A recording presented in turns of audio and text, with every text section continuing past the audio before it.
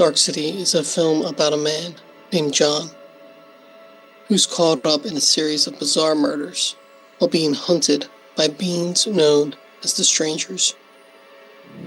If this is your only understanding of Dark City, you might want to keep watching. John isn't even the main character,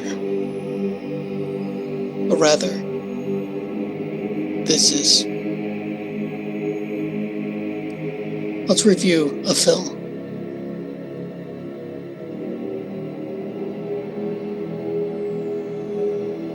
Dark City opens on Dr. Schreiber. We see him open his watch, and time stops. But this does not stop Dr. Schreiber as he continues to move through time. This is followed by the opening titles, which is immersed in spirals. We do not yet know the significance of the spirals. We are then introduced to John, who we find having an identity crisis as he's lost his memory.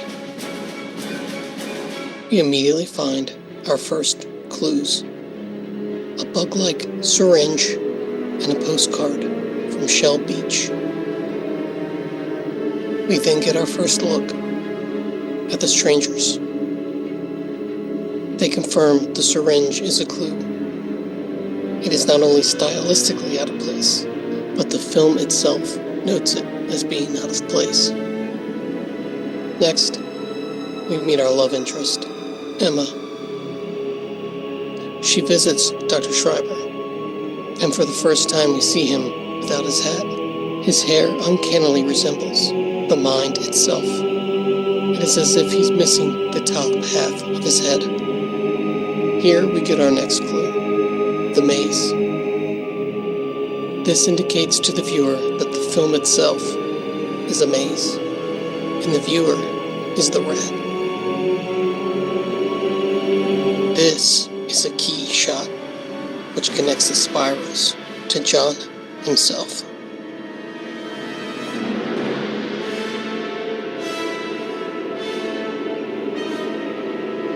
Next, we meet Inspector Bumstead. Bumstead only speaks in film noir one-liners. The question here is, why is this character so obviously a cliche? However, Bumstead gives us our first potential answer to the significance of the spirals. We see here that they potentially referred to madness. But this leads to another question. How could the entire opening of the film be madness? Or was it only pointing to the time stoppage as madness? John follows the Shell Beach clue to a billboard where he is confronted by the Strangers. In his confrontation, he is able to chop the back of the head off of one of the Strangers. Here we can see that all the Strangers are connected as one. Out of the Stranger's head, a shape is formed into a spider. This is an indication that someone is trapped inside their own head. The question here is who? Is John just imagining all of this?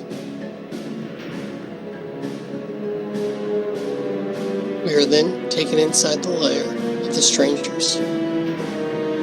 This is a key scene as we get our first look at our main character. Next, Bumstead is able to confirm that the spirals are in fact a symbol of madness.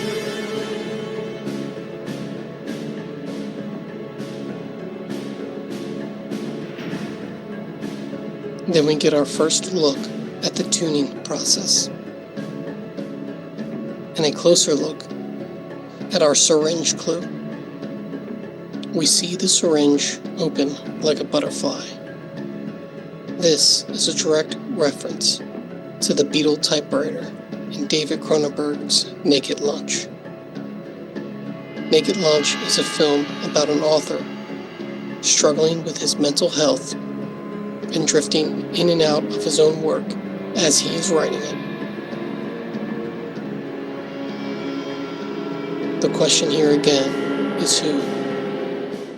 Is John the writer? Is the plot all madness within his mind? And what about Shell Beach? This is a confirmation shot, as it confirms this film in its entirety is a lie.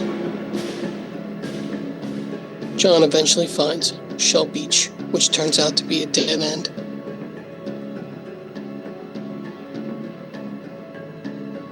And another trap.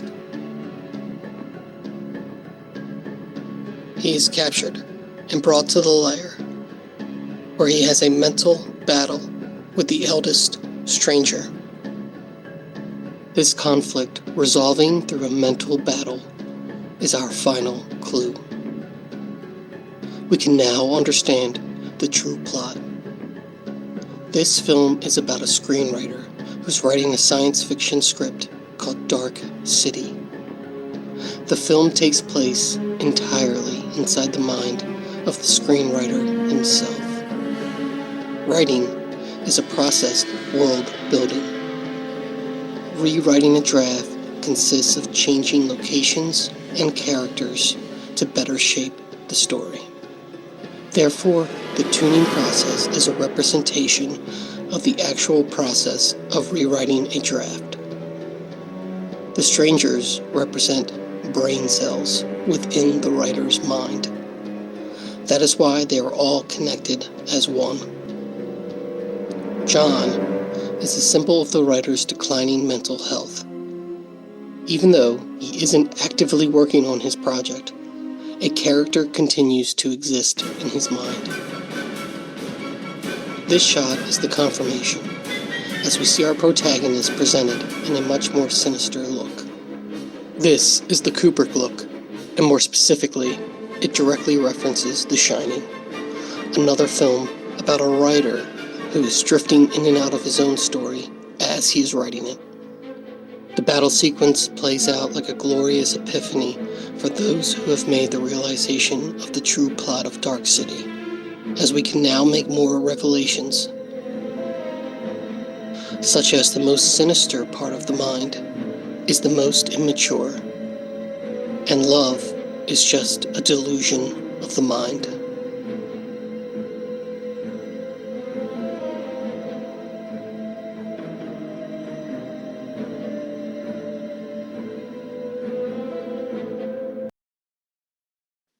You're welcome. Ultimately, our true lead character is succumb to his own madness. As we see the spirals engulfing the entirety of the world, which we now know is a symbol of the mind itself.